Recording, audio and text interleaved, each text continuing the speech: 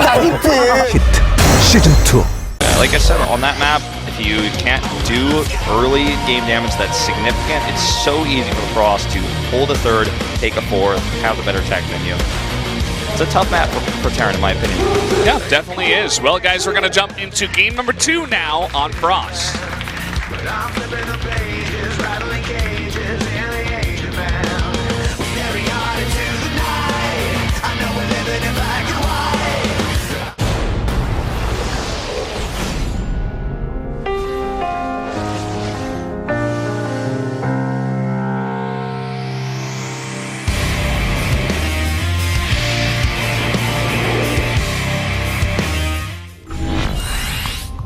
Here we are on Frost. Definitely one of our more frosty maps here with all the snow on the ground. And down in the bottom left in the red, taking that last one, it is Deer. Big cheer from the crowd for this guy. His opponent to the top right, in blue, going gas first. It is GuMiho. Actually have quite a crowd down here today, and a very vocal one as well. I always enjoy those crowds the most that bring the passion here at Star League. Yeah, we bring the passion. The crowd's got to bring the passion. The Korean commentators got to bring the passion. Twitch chat's got to bring the passion. That is for sure. I mean, I think a lot of people are excited about the SSL being back here. You know, the Nexon Arena. The Nexon Arena, definitely one of the best studios we have down here in Korea. Very big, lots of space, and you know, you got that stage, which is also very cool. The big booths. Yeah. And now it's the round of 16, not even just Challenger, it's like the real deal now. People are getting up, they're getting hyped, they're getting into the studio. Absolutely, and it's we've got 2 tiers of seating here as well. You can come sit upstairs and look down upon the booths. And or you can sit downstairs and look up at the booths and the screen. Or you can sit downstairs and look up at us. There's alternatively, you could go on the edge and watch the screen sideways, but I wouldn't recommend it. You know, it's good for if the studio's packed. It's happened a couple times during some of our Pro League playoff days. Yeah, it does sometimes occur. Well, GuMiho is going to go back here to his early factory type opening, and let's see if it works out this time.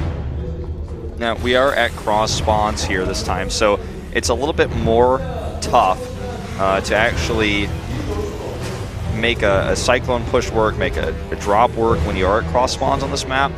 Like Dust Towers has an incredible rush distance, but Frost's rush distance at cross spawns I think is like even just a little bit longer. So oh yeah. Okay, look at this. It's time for cyclones, it looks like. I was wondering if we might see this.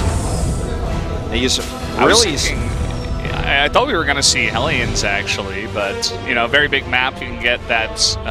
You know, even Nathanius was talking about this on Twitter. You go the gas first, you get the earlier Hellions. Good map control on a map like this, but he's going to go for the Cyclone. This definitely is a GuMiho build. It looks like Deer is looking to perhaps even DT drop or go for a very early Glaives build.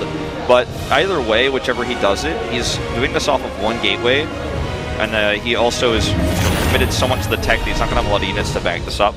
Let's see what GuMiho does now, because he's going to lift the factory. Is he going to do Banshees behind this? What? Or he could grab a Raven, build energy, then make another Cyclone, and do like an old school push. Let's see what he makes. I think it's going to be the Raven. There it is. Okay. Going to make a Raven, and then he can make either a second Cyclone as soon as he switches it. Another reactor going down. I'm like, oh. Yeah. Okay, so now, he could switch it again. Yeah, he could switch it again and make double Liberators and another Cyclone. Then he's got 2 Liberators, a Cyclone, and a Raven. Whoa. And Deer is going Blink. Raven PDD pretty good versus Stalkers, obviously. And GuMiho is going to attempt to scout this. That probe, very lucky to actually stop this from happening. Sees that Reaper, gives him enough time to react. That was nice. I'm really curious. Okay, let's see if our prediction is true. Swap it again. I think it is. You know, the timing lines up. You're not going to want to keep that Tech Lab, and he is switching it again. This is the power of Terran. All right. Blizzard Double Liberator. Dustin Browder is going, yes! This is what I always wanted. And a tank, of course. Yep, so he's not going to go for the second cycle, and the tank is giving him a lot more power to siege the pylons, because Liberators can't actually do that. Oh, sorry, Obzy. You thought you were going to scout? No way. The funny thing is, with this, Deer probably knows what's coming, because he's not going to be like, oh, I guess you got that to stop my detection, or maybe if I went a DT drop, which Wolf incorrectly predicted earlier, then that would have worked. But no, this is clearly just he's being safe. No, he knows a push is coming, and he needs to get geared up to deal with it.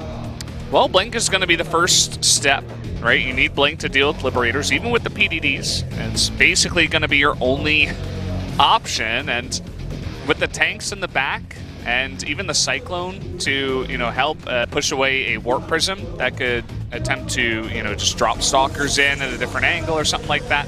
He really is going to have all the tools here to prevent Deer from dealing with this. It looks like, okay, so GuMiho has just gone super meta. Like, he realizes what's going on. He's going to use this defensively and only use Liberators. He's going to try to hold this push while doing damage.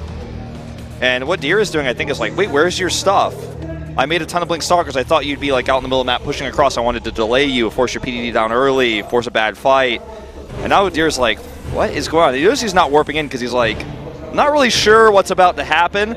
And now he's got the Mothership Core at home. And this is a good positioning on this Liberator right between the pylons. Can move it easily, and he's going to siege this up as well. And Deer is now forced to either attack or he's attacking, I think he just has to attack, man. 6 Stalkers were not warped in at home, and here we go. Immediately blinks in. He does have that Observer. The second tank is not in siege mode. And he just wants to pick it up and back off here, but he absolutely could have just done that while it was in tank or in siege mode. That's a feature of Legacy of the Void. These depots are not raised either. He's repairing massively. This is going to get to be a wonky game, but I don't know if GuMiho can actually win it. There's a third base with probes mining. He denies the stim and the combat shield, so goodbye infantry upgrades for a very long time. He has so many Stalkers, he could even attempt to blink that tank again. I think he might. Looks like he's going to take it slow for now. There's so many medevacs here as well. The SCVs are not fighting, they're repairing each other. It looks like repairing like a mule.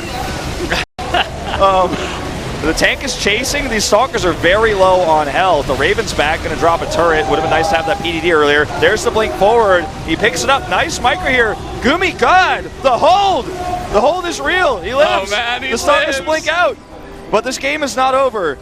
The Liberators died. I'm not sure how, but they're dead. Well, they're denying a lot of mining still from the natural just because Deer hasn't sent any more probes over there. I suppose he doesn't have enough to saturate it just yet, but we'll get to that. The fact that he's got a third Nexus is very important. The fact that there's a hole in this wall is also very important. The Adept shade in. This is a game changer. The Raven survives and backs off. Another auto turret is dropped here, and he needs to get out with these Stalkers. He can pick them up with the Prism. They also have Blink.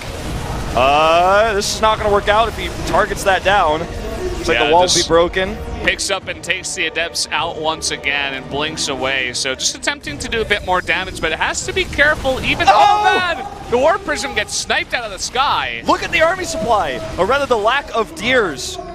He could actually send one drop to that third base and deny mining. It would absolutely work. Even without the infantry upgrades, Marines are still decent if your Protoss buddy doesn't have any units. Exactly. The Glaives are coming out because Deer knows that there's no way that GuMiho will have anything but stim for the next fight, and he has a better economy. I think what Deer knows too is that if GuMiho attacks him soon, he's going to be in trouble. So he's just kind of just basically being greedy with his tech right now, hoping for that not to happen. But GuMiho knows, and he's moving across, and that Raven still survives. I kept mentioning that earlier because if he has enough energy for a PDD, he's halfway there right now. There's just no way Deer can fight with this pure Stalker army right now. Look at this. GuMiho's even smart enough to go around the line of sight blocker, or rather the watchtower, watchtower here. And he's going to go over there and even check this one and get control and notice that Deer still has not seen this. The Warp Prism is going out. I think Deer is dead. He was playing greedy because he was just like, oh, I don't know if GuMiho will attack me. I don't think he will. Look at that. Can that even be called an army? I don't think we can. This poor Deer is about to get hit by a tank, not even a car. A couple of Stalkers from the back attempting to do some kind of surround, but he is going to have to give up this third base for sure. Well, if he shades onto this, he will regret it. Okay. I think this is game over for Deer. He's checkmated. Well, especially once that stim and combat shields finishes up and he regroups his army. Not sure if he wants to fight in here. This is like the one time that Deer needs to fight. Yeah, okay.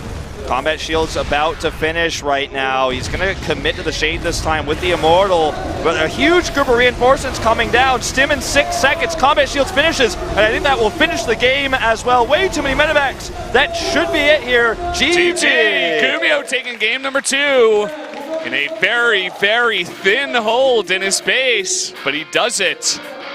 GuMiho played that game like he was upgrading his PCs, like picking up the starport and putting in a new slot.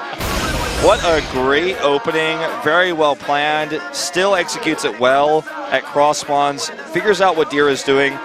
Imagine how much easier that hold would have been if his second tank was in siege mode as well. Oh yeah, and the third tank pops out, he's got that to siege up right away. And that blink wouldn't have been as easy for Deer if the second siege tank was sieged up. So GuMiho had the right response. He didn't have all the, he made some mistakes here and there, as you were saying, like that second siege tank, but a very good hold overall. And that was Frost. We are going to go into Frozen Temple for map number 3. Yeah, Frozen Temple, definitely a map where we could see some more Cyclone shenanigans, is where the build was really made and born, you could argue, was this map. We saw it used by several different players. GuMiho specifically, though, I feel the first